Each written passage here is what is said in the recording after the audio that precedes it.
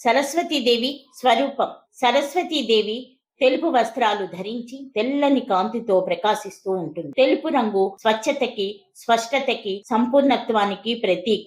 స్వచ్ఛమైన, స్పష్టమైన, సంపూర్ణమైన జ్ఞాన స్వరూపిణి సరస్వతీదేవి. అన్ని రంగులు తెలుపు రంగు నుండే వచ్చినట్టుగా సమస్త జ్ఞానము సరస్వతీదేవి నుండి ప్రసరిస్తుంది. ఒక చేతిలో మాల ధరించి ఉంటుంది.